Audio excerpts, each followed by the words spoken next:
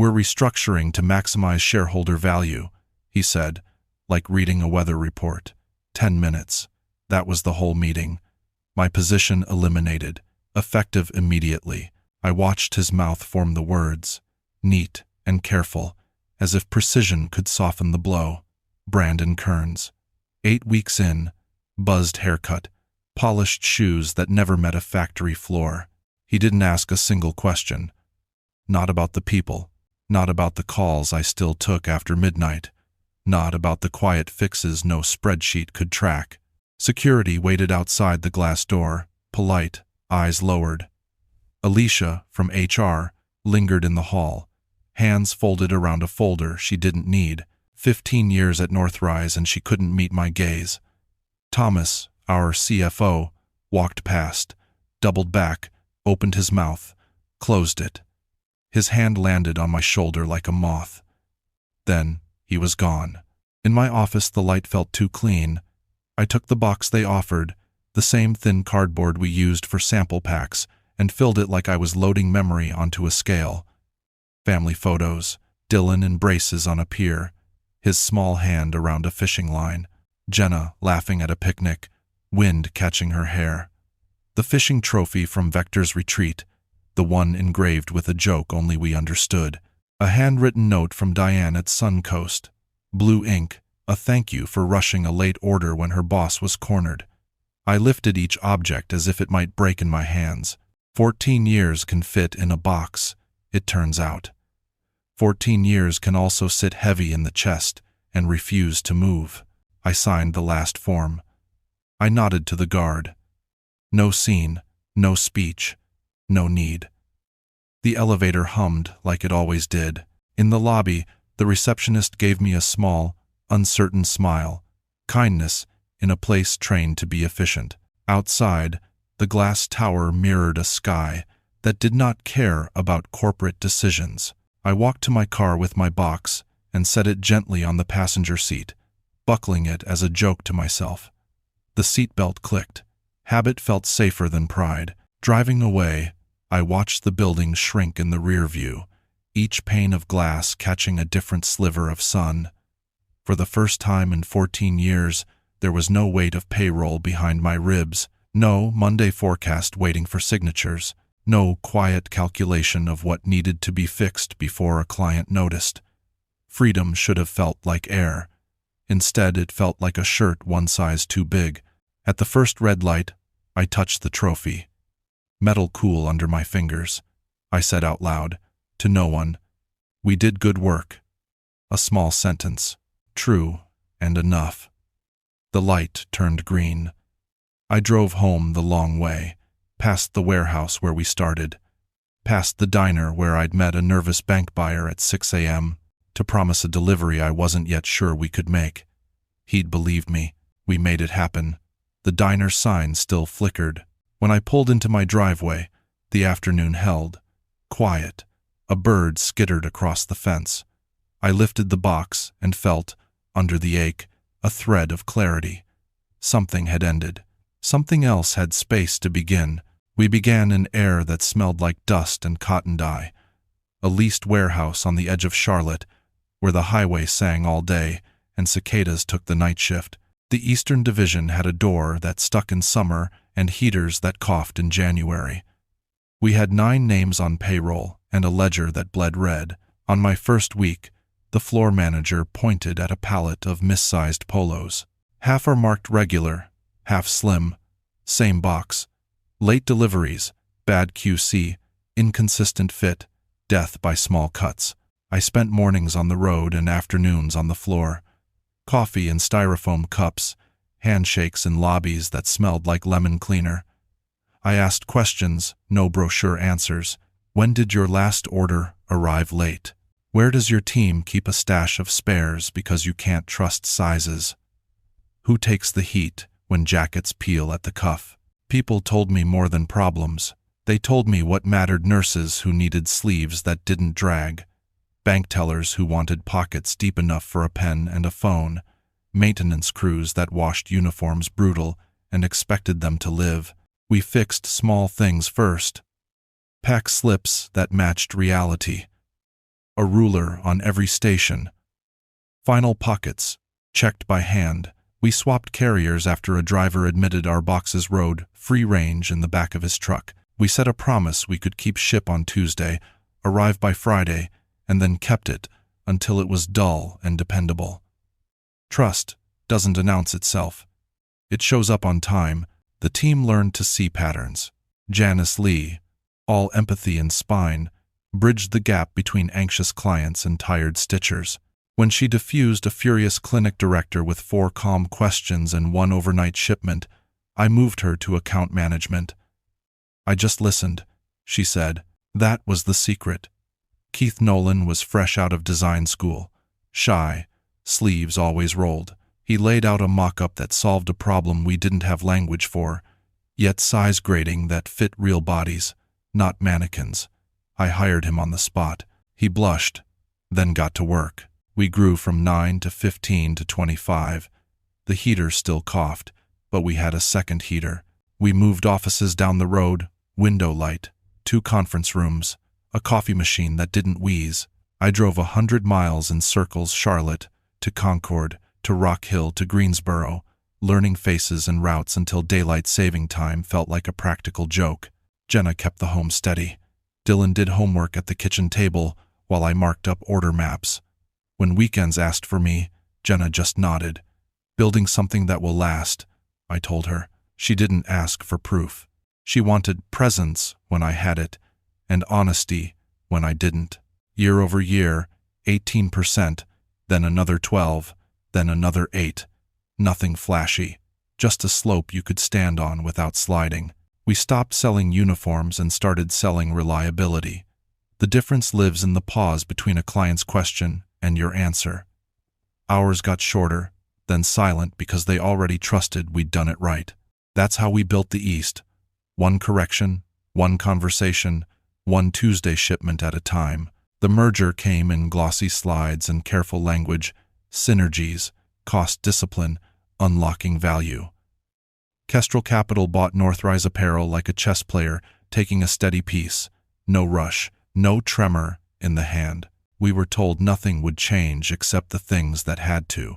People laughed in the hallways the way you do at a wedding toast, when the joke isn't funny, but the moment asks for it. I wanted to believe the math would respect the work. On paper, the East looked simple. 18% growth year over year, renewal rates that felt like habit, margins that didn't make anyone flinch. Those numbers sat like clean stones in a stream. You could count them. What you couldn't count was the current running around them, the quiet callbacks, the Saturday drop-ins, the small ritual of making a promise and then keeping it until the promise became the room's air. Brandon Kearns arrived 8 weeks after the closing. Harvard case studies tucked into his tone. Consulting cadence. An efficiency team shadowed him with laptops open, their screens reflecting columns of green and red.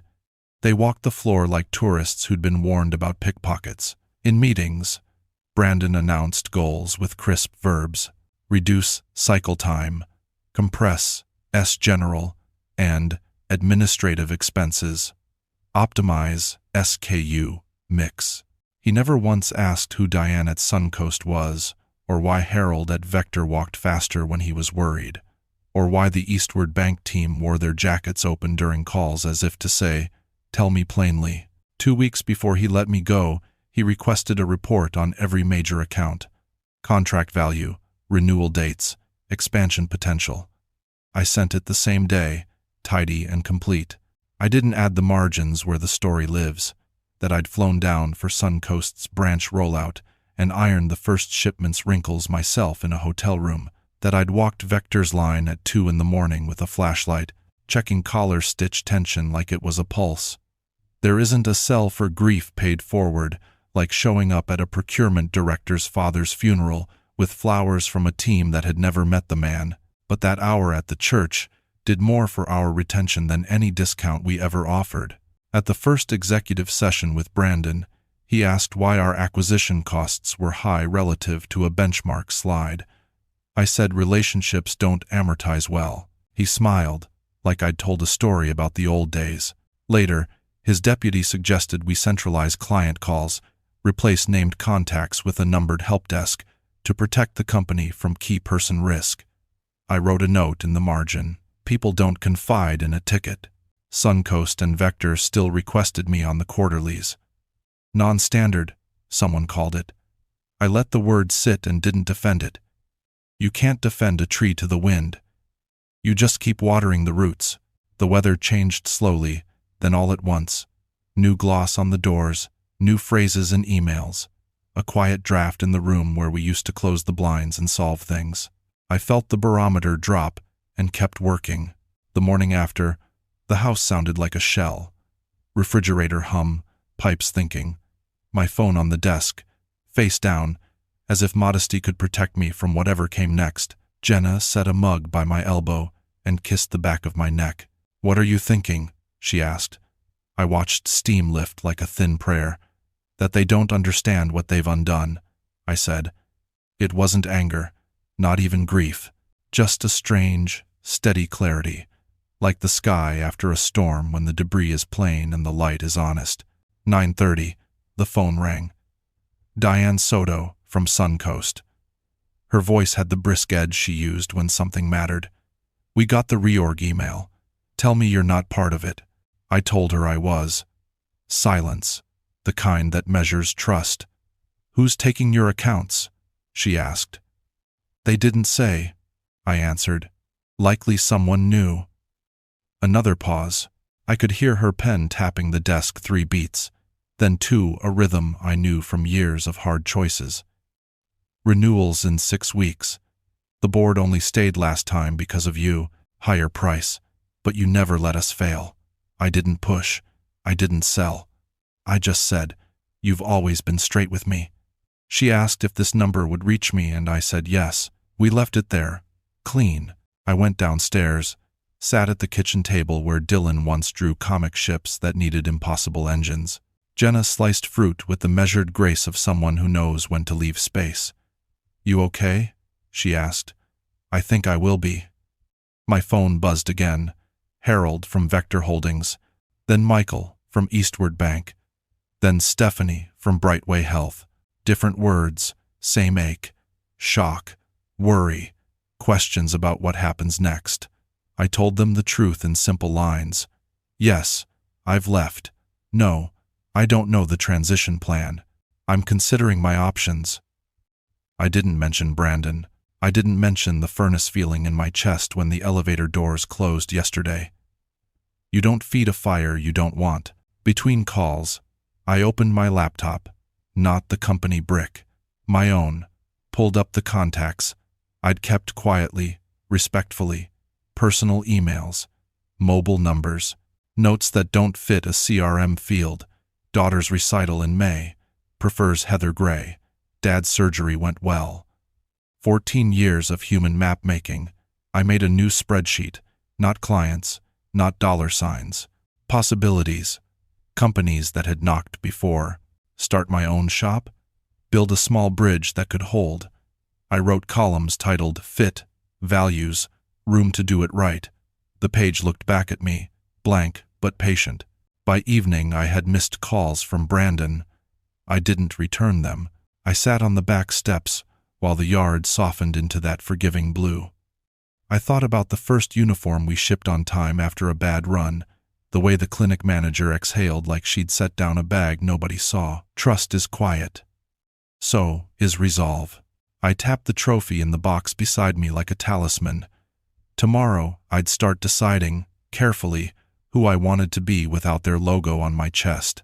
By day 3, my phone felt like a doorbell someone wouldn't stop leaning on. Brandon's number slid across the screen every few hours, then on the half hour, then 10 minutes apart. Messages stacking like flyers you don't remember asking for. I let the first 2 ring out. On the third, I listened to the voicemail. "Caleb, we need to talk. Some concerns have come up with key accounts." The words were careful. The tempo wasn't. I pictured the 12th floor suddenly breathing too fast. When I finally picked up late afternoon, he went straight to business. "Suncoast is threatening to pull their contract. Vector's asked for reassurances. We may have moved too quickly. The board would consider a consulting arrangement so you can help the team manage the transition. His voice had the papery sound of someone reading a statement he'd written 5 minutes earlier. I looked out the window at a cardinal fussing at the feeder and said, "I appreciate the offer. I need time." I kept my tone as even as a held plank. We hung up with a promise of nothing. The next morning I met Jerry Kemp at a coffee shop that still gave you change in coins warm from the barista's palm. Jerry had been our CFO before the merger made him redundant, kind, dry, an old-school ledger mind who thought in honest columns. He stirred his mug like it needed persuasion. "He's in full panic," Jerry said, meaning Brandon.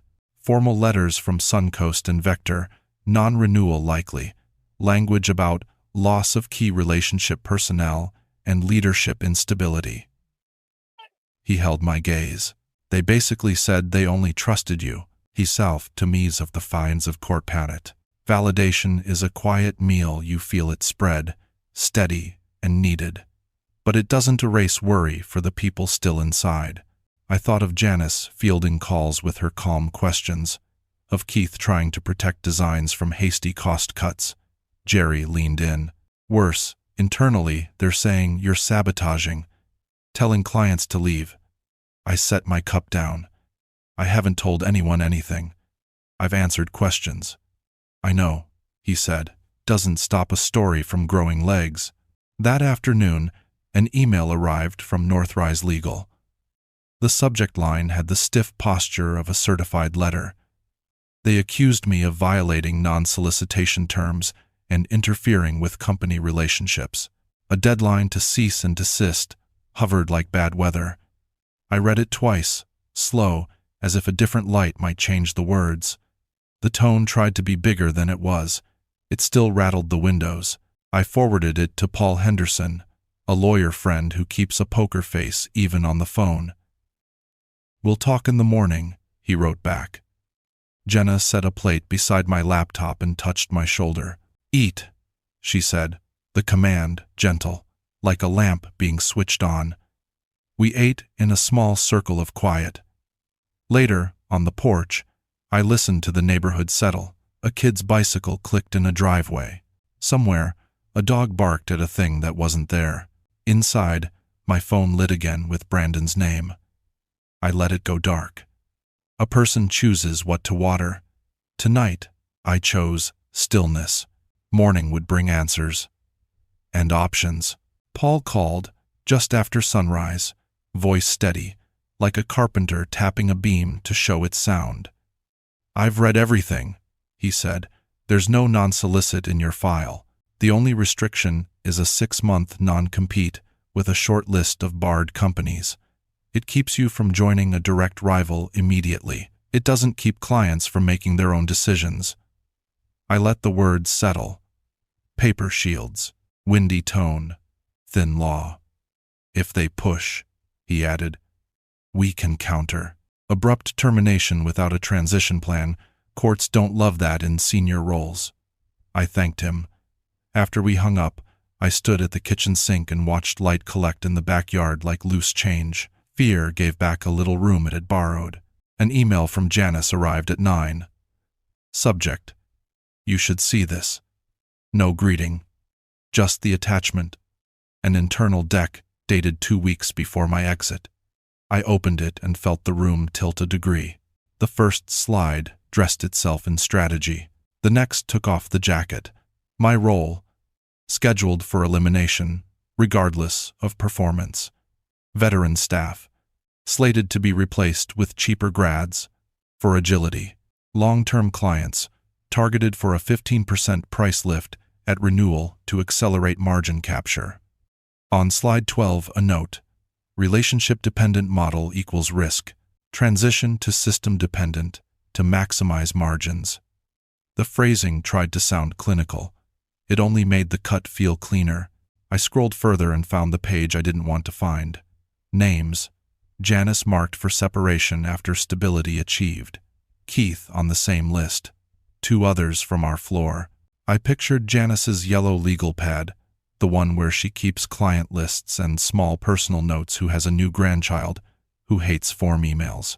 I pictured Keith's careful hands on a fit sample, the way he breathes out before pinning a shoulder seam. Spreadsheet plans rarely hear the sound a change makes in a real room. I printed the deck and spread it across the kitchen table like a map that won't fold back right. Jenna stood beside me, reading, quiet. "They were going to dismantle what you built," she said finally. I nodded. "And call it efficiency." That should have made me angrier than it did. Instead, I felt something simpler, a closing of the hand around what matters. There are two kinds of risk in business: the risk of one person mattering too much and the risk of no one mattering at all. We had chosen the first and managed it with trust, documented, shared, redundancies, built from respect, not from distance. The deck treated people as variables you can swap without changing the equation, but relationships aren't algebra, they're chemistry. You change a component, and the reaction changes. Sometimes it stops happening altogether. I stacked the pages, slid them into a manila folder, and wrote one sentence on the tab: "Build the right way," again. Then I emailed Janice. "Got it. Thank you. Sit tight today. I'll call at 5. The plan had declared us replaceable. I took a breath and began to plan for the opposite. That afternoon, I called Daniel Cho. Twice in the past he'd asked me to jump.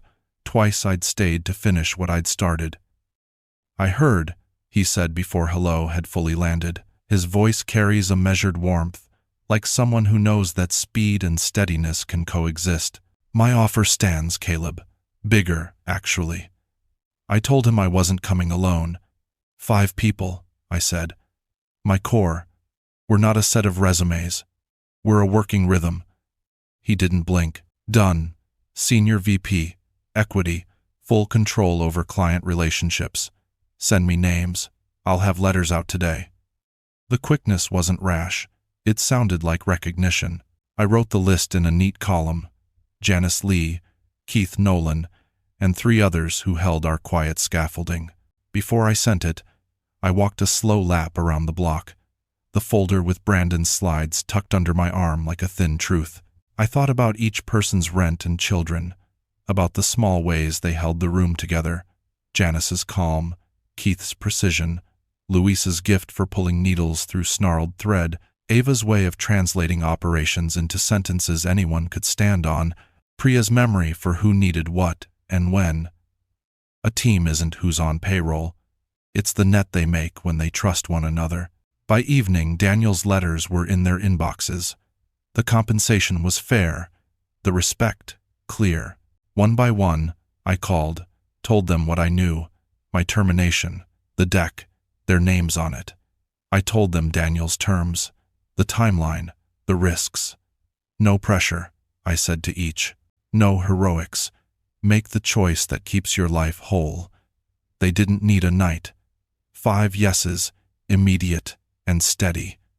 Relief came not as fireworks, but as a low tide, pulling worry back from the shore. The next day, I began what I promised myself I'd do: meet clients as a friend, not a fisherman. Lunch with Diane near her office, just off the plaza where pigeons choreograph without a conductor. "We won't renew with Northrise," she said, decisive as a door closing softly. "The question is where we land." I told her I couldn't solicit. "I understand," she smiled. "Hypothetically, if you were somewhere that did the same work the same way, we would be attentive." We ate, talked about her son's internship, the way their branches were rethinking Fridays. Harold at Vector, Michael at Eastward, Stephanie at Brightway, similar conversations, different corners. I didn't pitch, I answered. I left room for their own conclusions to arrive on their own feet. By week's end, Summit Ridge had delivered official letters to my 5, and they delivered their resignations to Northrise in a staggered line that still felt like a chorus. I kept my phone on silent when Brandon's name lit it up. Instead, I drafted a short note to my new team. "We build the right way, again. No shortcuts. No cynical math. We'll measure by trust first, then numbers that follow." Hit send. Sat back. Let the shape of a bridge begin where the urge to burn had stood. On Monday, a silver Mercedes coasted into my driveway like it owned the cul-de-sac. I was in the garage with the hood of my old Chevy propped up, hands deep in a carburetor that always asked for patience. Brandon stepped out, suit too sharp for a weekday street, phone clenched like a second spine. "We need to talk, Caleb." His voice tried for command and landed on strain. I set my wrench down, wiped my palms on a shop rag. The garage smelled like oil and cedar from a shelf I never finished. He didn't cross the threshold, just hovered in the light stripe between sun and shadow. "This has gone too far," he said. "The board is breathing down my neck. Key people resigning, clients threatening to walk. You've made your point. Let's be reasonable." "I've accepted a new position," I said. I watched the words reach him like a front moving across a map. "You're joining a competitor," he snapped. "That violates your non-compete." I shook my head. "Summit Ridge isn't on the restricted list." Paul Henderson confirmed it. He blinked at the name, recalculating. "You're lawyering up now?" he asked, the question shaped like accusation, then reheated into plea. "Whatever they offered, we'll beat it. Title, comp, scope, name it." I closed the Chevy's hood gently, the latch clicking like a small truth. "It's not about money," I said. "It wasn't on Friday, and it isn't today." He stared at the concrete as if the answer might be chalked there. "Then what do you want?" The words were bare, almost honest. "Respect," I said. 14 years of it. A conversation before a 10-minute dismissal. Protection for the people who built the results you put in your deck, not a plan to replace them with cheaper bodies and call it efficiency. His eyes narrowed.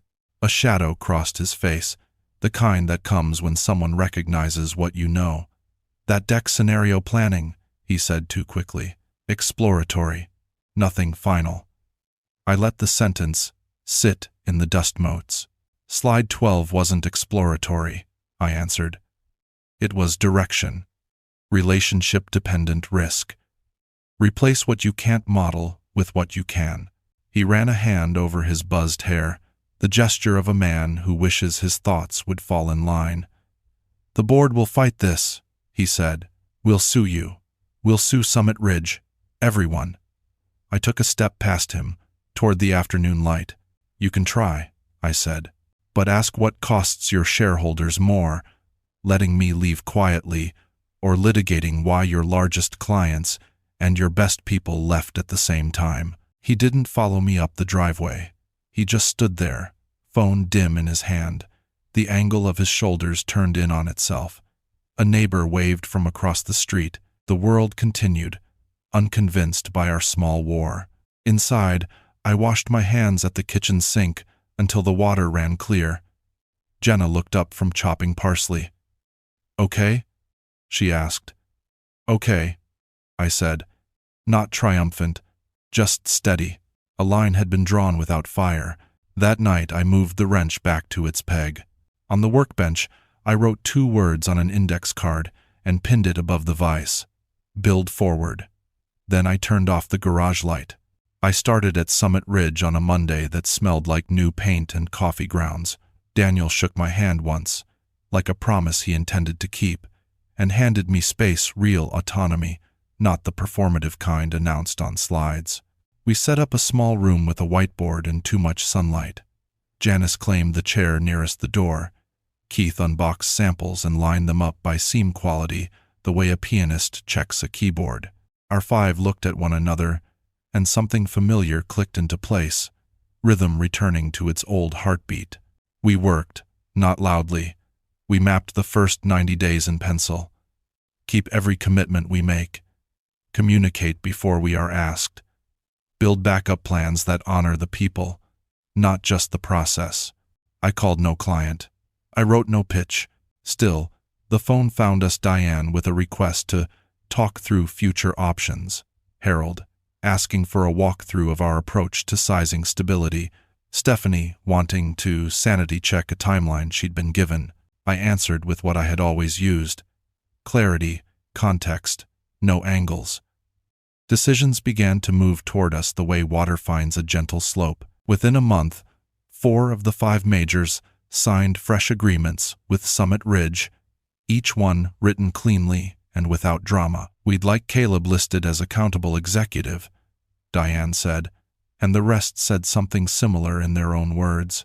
No triumph in it, just a return to the way we all worked best. We shipped the first pilot under the new banner 2 weeks early. Janice sent photos of the boxes, corners taped like perfect folds on a shirt. Keith, grinning in the doorway, held a collar up to the light like a jewel. The news about Northrise arrived as a push alert while I was editing a spec sheet. CEO Brandon Kearns steps down amid shortfall. Missed projections by 18%, the East down nearly 40%. The article's tone tried to be neutral and couldn't quite manage it. I set my phone face down. Daniel appeared in the doorway with an arched eyebrow. "Not surprised?" he asked. "Spreadsheets don't return calls," I said. We moved on. That afternoon, a LinkedIn message pinged from Thomas, polite, tentative. "Board meets tomorrow to discuss recovery. Would you consider a conversation?" I let it sit. The next day brought an email from Eleanor Barr, the board chair, frank, unadorned. "We made a grave error. Would you consider returning as CEO, autonomy, equity, a board seat, name your terms?" For a moment I felt the tug of salvage, the old instinct to run toward the burning room. Then I pictured our small team at Summit Ridge, heads bent, hands sure, culture unclenched. I closed the laptop. The following morning I gathered our 5. "They want me back," I said. "I'm declining." Janice exhaled. A soft yes. Keith smiled without looking up from a line of stitches. "Good," he said. "We've barely started." I wrote a 1-paragraph reply to Eleanor, respectful, final. I wished them well. Outside, the day had the clean feel of a page without erasures. Inside, our work moved forward, quiet and exact. A week after I said no, Summit Ridge announced the asset purchase, like a stone placed gently on a still pond. Not a splash, just rings moving outward. We took over Northrise's former Eastern Division for pennies on the dollar and walked back into a building that looked the same but breathed different. Doors opened the way they always had. The air held new names for old care. We rehired a handful of people who'd been cut in the flurry, asked them what they needed to do their best work, then gave it to them without a seminar. A year later, I parked across the street and watched the late shift step into evening. The Northrise sign was gone. Summit Ridge hung in that clean blue that looks like morning even at dusk. Familiar faces mixed with new ones. Laughter edged the sidewalk. The windows held reflections of people who knew where they were going. Inside my office, the first thing you see is the fishing trophy from Vector Scratched Base, our old joke still sharp. Next to it are photos I hadn't had time to frame in the past. Janice leading a training circle, Keith holding a collar up like a small moon, Luis teaching a new hire how to listen with his hands. On the wall, our numbers hum like a tuned engine retention. At 97%, 2 quarters over target, then 4, then 6. We launched an employee ownership program. When the board approved it, Daniel grinned like a kid who finally got to share the surprise. Ownership turned they into we in a single meeting. You could hear the pronouns change. Every so often, a message still found me from the old world. Jerry texted that Northrise's remaining pieces had been sold off in neat slices. A clean sweep. Closure, Jenna said over dinner when I told her. I searched the word for bitterness and found none. Closure, I agreed, surprised by how light it felt. I went back by the office on a Friday, stood under the new sign. If there's a philosophy here, it's not complicated. We write it into practice instead of plaques, relationships over transactions. Promises kept like breathing. No meeting about respect, just acts that don't need minutes. You can't chart that on a slide. You can feel it in the room. On Monday, Daniel stopped by my doorway. Board approved the expansion, he said. Your plan, the one with the slow curve and the patient ramp. I nodded. We'll do it right. After he left, I opened the drawer and took out the old index card from the garage. Build forward. I pinned it above the screen and sat quietly for a moment, listening to the floor, the steady cadence of people who trust one another. I didn't need revenge. I didn't need a headline. I needed this work that lasts because it is tended, not gamed. When the phone rang, I picked up on the second ring, said a name, and smiled at the voice I knew.